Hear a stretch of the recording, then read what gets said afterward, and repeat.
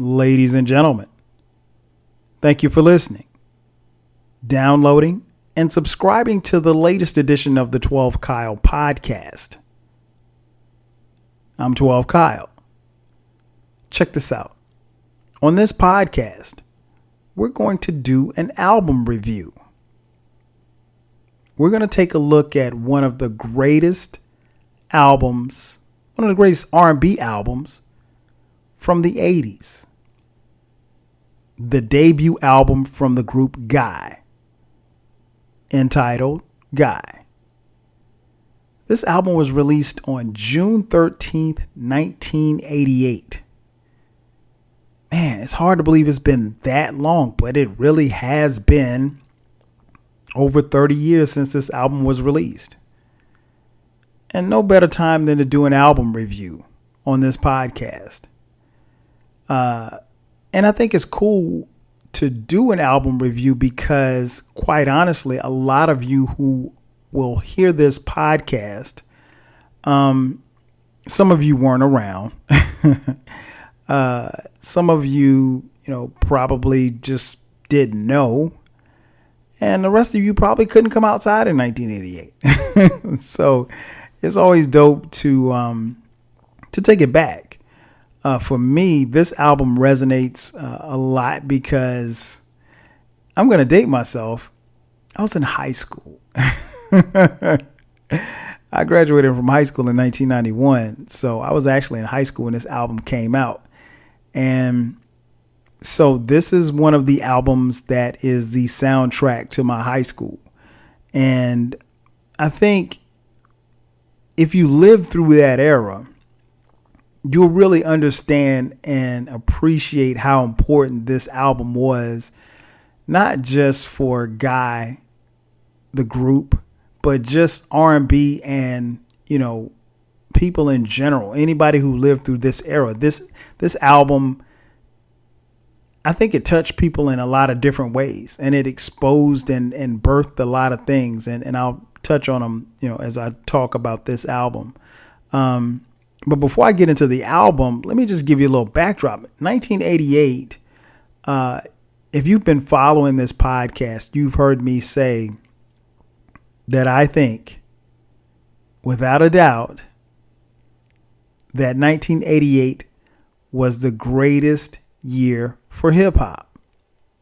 Now, of course, that has nothing to do with Guy, but it just goes to show you what was transpiring in music. Hip hop was starting to take over.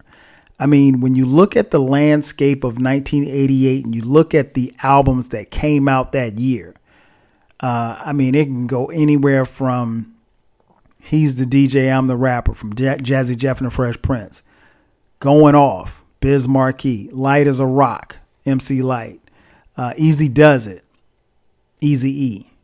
By Any Means Necessary, BDP, Follow the Leader, Eric B. and Rakim, and of course, Straight Outta Compton, NWA. It Takes a Nation of Millions to Hold Us Back, Public Enemy. In Control Volume 1, Marley Marl. Strictly Business, EPMD. The Great Adventures of Slick Rick. Long Live the Kane, Big Daddy Kane. Tougher Than Leather, Run DMC. I mean, the list goes on and on and on. I could go on for days about how many great hip hop albums came out that year. But it wasn't just hip hop. 1988 also saw some phenomenal R&B albums. From Love Sexy by Prince, Giving You the Best That I've Got, Anita Baker. Heartbreak, New Edition. Don't Be Cruel, Bobby Brown. And In Effect Mode, I'll Be Sure. And of course, you have this album, Guy, self-titled album. What was interesting about Guy is that, at least for me, it seemed like they came out of nowhere. I mean, I don't even know, and I know Teddy Riley, who was one of the founders of Guy, I know that he had a presence, and I know that he already had a name in the music business and industry, but I can't really say that I'd heard of Teddy Riley prior to, this album coming out, which is interesting because I did not find out until years later that Teddy Riley actually produced The Show, the smash hip hop single, The Show, from Dougie Fresh, and Slick Rick. So that in and of itself speaks volumes about who Teddy Riley was as a producer. But Teddy Riley, along with, I think it was Gene Griffin, their former manager, they set out to start a group, and Teddy Riley got with a guy named Timmy Gatlin, and Timmy Gatlin brought him Aaron Hall, and they basically said, okay, hey, we're going to start a group. Gene Griffin was going to be the manager. Timmy Gatlin, Aaron Hall, and Teddy Riley were going to be the three members that would form Guy. And then something interesting happened. As they were recording this album and before it got released, Timmy Gatlin and Aaron Hall, they were getting into it a lot, fighting, so forth. Timmy Gatlin decides to leave the group. I mean, they recorded these songs, and Timmy Gatlin decides to leave the group to go solo, and he is subsequently replaced by Aaron Hall's little brother, Damian Hall. And what's interesting is when you look at the album cover, Timmy Gatlin is on the album cover. I think he provides some background vocals. He did a lot of writing on this album, but he left. And Guy takes off and becomes, this smash R&B group. And not really sure what happened to Timmy Gatlin after he decided to go solo. I mean, he may have made a song or two. I can't even remember. But yeah, this album dropped amongst other albums in 1988. And it was incredible. It was an incredible feat. And it was just, when you think about the landscape of the R&B albums that I just named and the hip hop albums that I named, it was a lot of competition. So you really couldn't come whack. And I think that was one of the things that always stands out to me about this album is that, it's an entity in and of itself. It helped birth a sound, New Jack Swing, and I'll talk about that in just a second. But this album was incredible. And I think what happened was, for us, it was something that we gravitated towards as soon as it came out, and the sound and the look of Guy. And, it was a different look and a different feel for R&B. And we just took to it. This album, as I mentioned earlier, was released on June 13th, 1988. Now, the first single was released, and that was Round and Round, Merry-Go-Round of Love, April 12th, 1988. And then Groove Me was the second single that was released May 31st, 1988. Excuse me, 1988. I keep saying 98. 1988. So those were the first two singles that were released before the album actually came out. And that was something else that happened back in the day. You could, and you probably would, release a few singles before the album actually dropped. But this album was critically acclaimed. I'm pretty sure this album went multi-platinum. It was something that all of my friends had. I mean, it was number one on the billboards. It was something that was, when it was reviewed by the critics, critically acclaimed. Again, it had a sound and a feel that nobody, was doing. And that was because of the quote unquote New Jack Swing.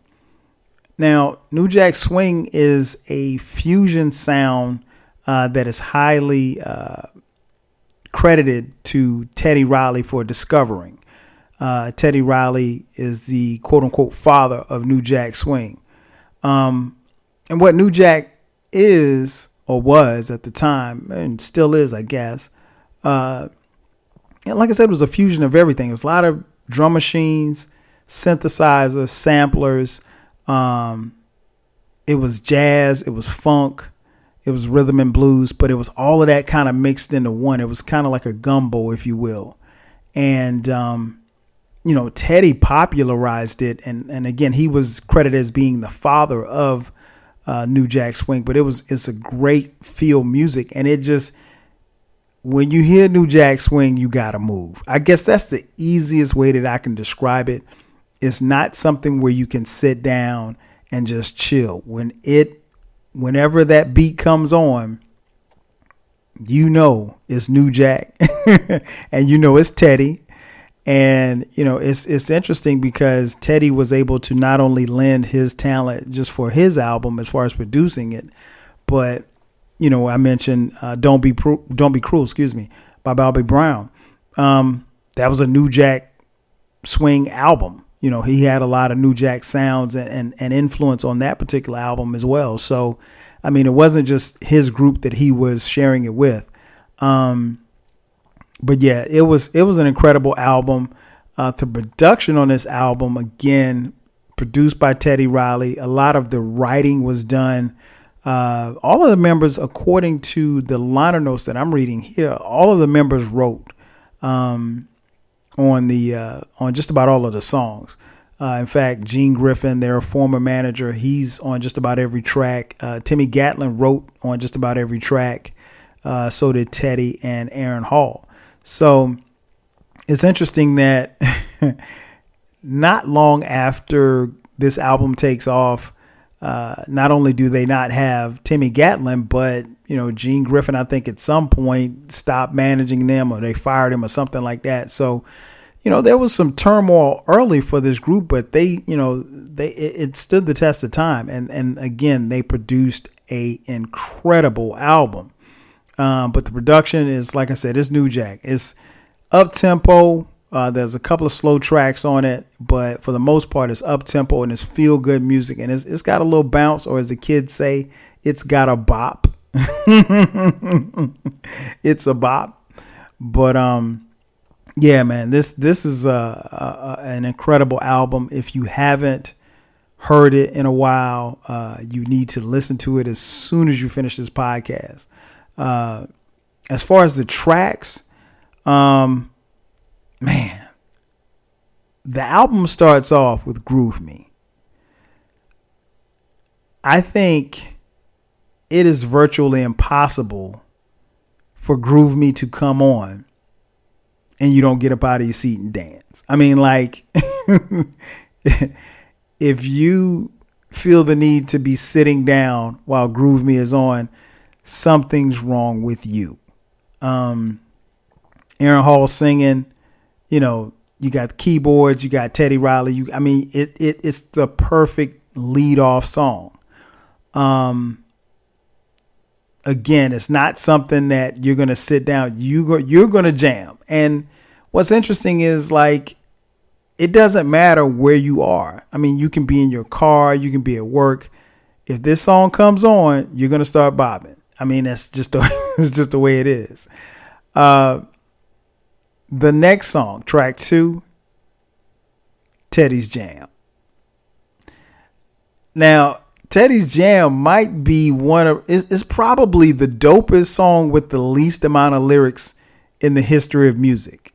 Because it's just Teddy's Jam. And he just says, jam, Teddy, jam for me. And he encourages Teddy to jam throughout the song. And that's it. That's all Aaron. He's just Teddy jam for me. That's it. He doesn't say anything else. There's no lyrics. There's no science to it. There's no nothing. And it is arguably the best track on the album. Teddy's Jam, man. Again, if it comes on, you got to move. And it's a feel good song. And it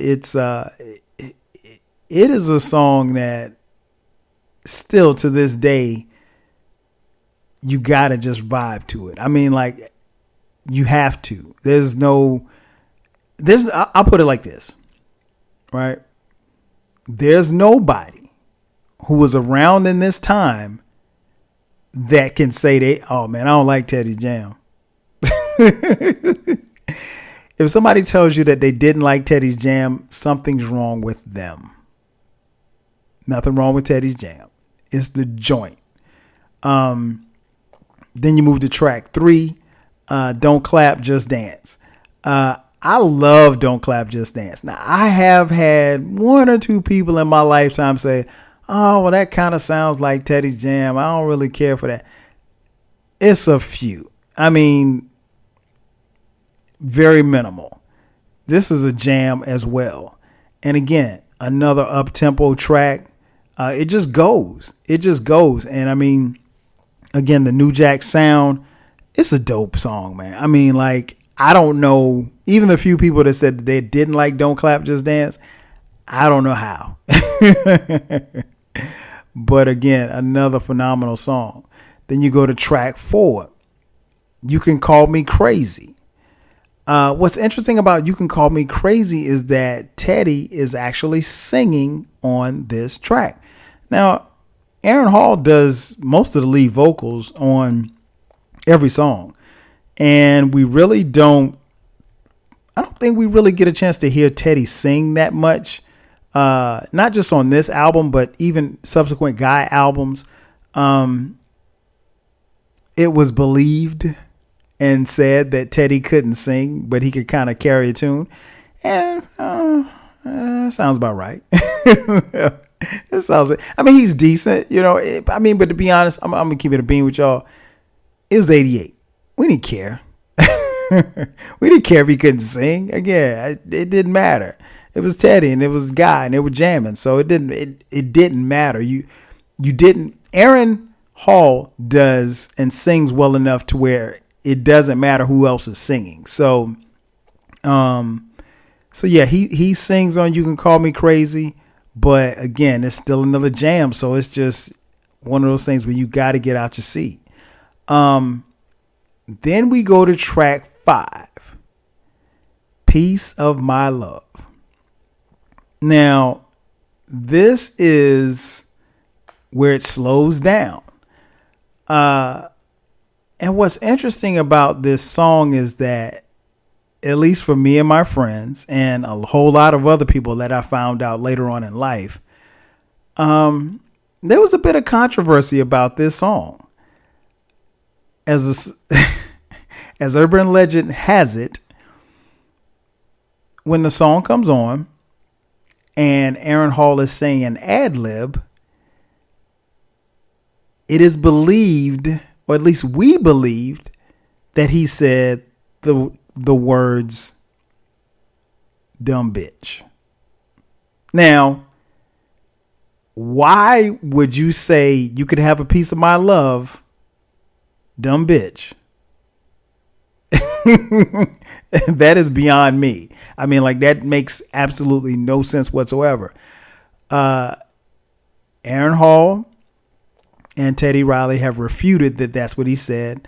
Aaron Hall said that he said, come on, baby.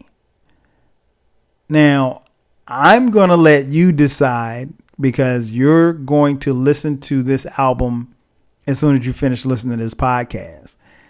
You listen to Piece of My Love and you tell me what he said. Because I don't think he said, come on, baby. And he may not have said dumb bitch, but it really sounded like he said dumb bitch. Which, again, would make a lot of sense, because I think if you're courting a woman and you're trying to, get her to come to you, I don't think you would say you can have a piece of my love, dumb bitch. I mean, hey, this is just me. I don't know. I've never said, hey, come on over here, you dumb bitch.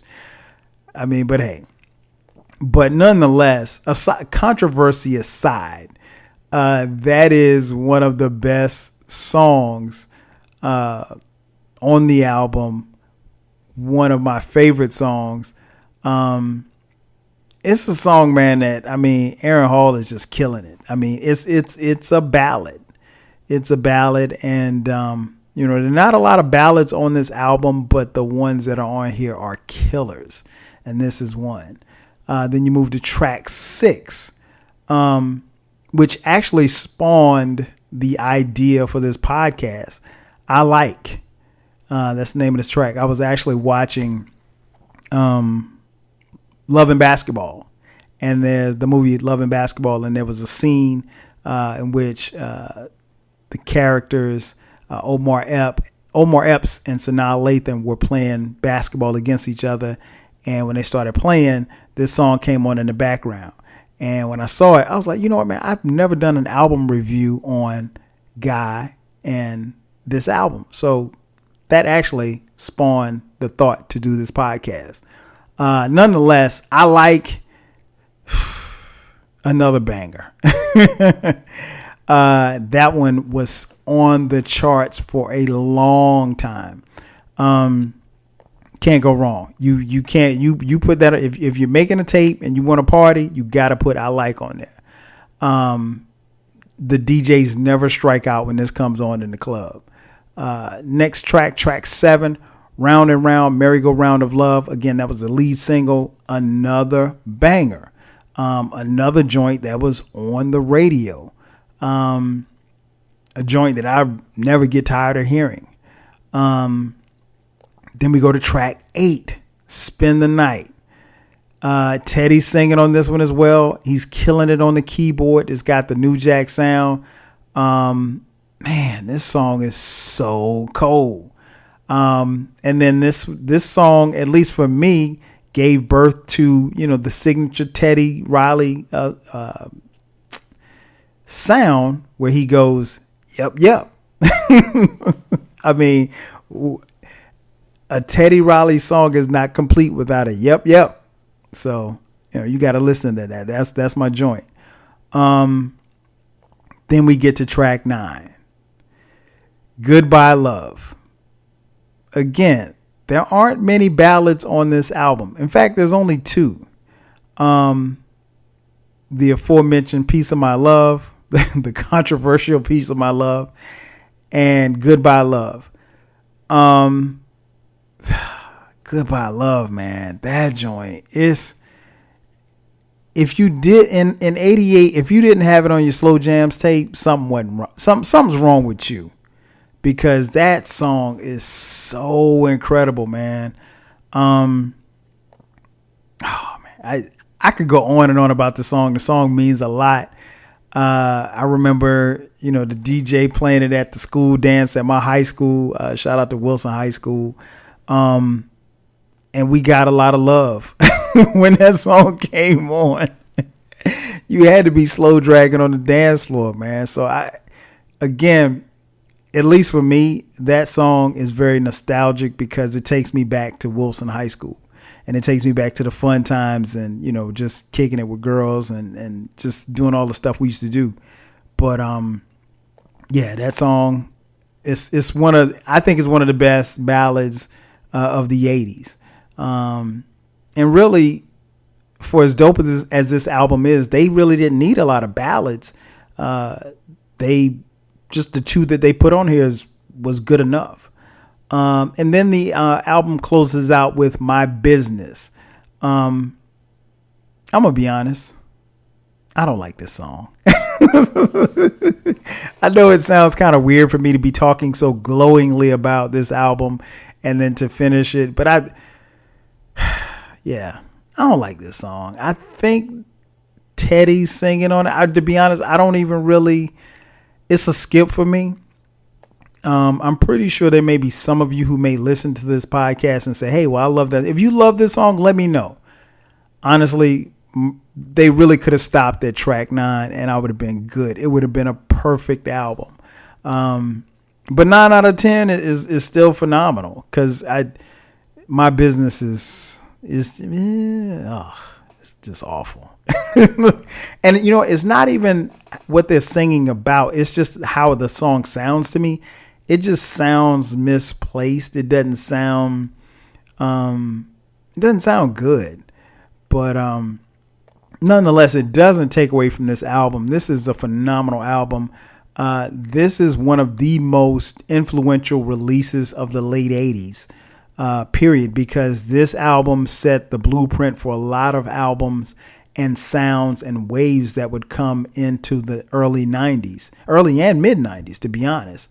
So if it had not been for Guy, we would not have gotten a lot of the great R&B groups that we got in the 90s, because honestly, this album and this group paved the way for a lot of people. And I wish I had time to talk about how, as dope a singers as, Aaron Hall is, R. Kelly stole his style and profited off of it. But I don't have time for that, but fuck R. Kelly. But anyway,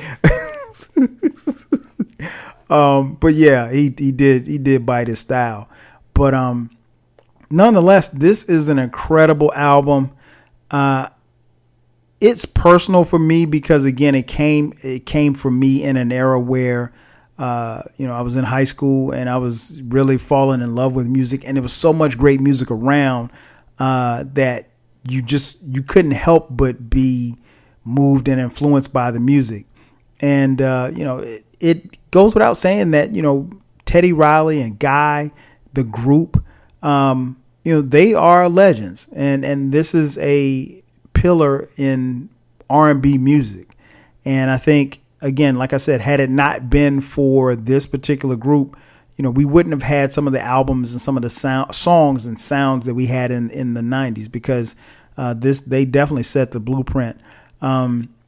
Again, if you have not heard this album in a while, make sure that you listen to it. It is an incredible album. Like I said, 9 out of 10 tracks, phenomenal. You could probably, and there may be some people that like My Business. Just to give you an idea, of the 10 tracks, 8 of the 10 tracks were on radio. They were singles, legit singles. And that doesn't happen unless you have a bomb ass album. And that's exactly what this was. So, there's not really much you could say bad about this album. This is an incredible album. And Guy, they were an incredible group. And I'm glad that they got together. I don't know, how or why Timmy Gatlin left, but, they kept it moving. And this album, like I said, it resonates for me, and hopefully it does for you as well. Again, if you haven't checked it out, make sure that you take a listen and give me your feedback. Let me know what you think. If there are any songs that you didn't like, hit me up and let me know. That's going to do it for me. I am your boy 12 Kyle. I'll catch you guys next time. 5 G's.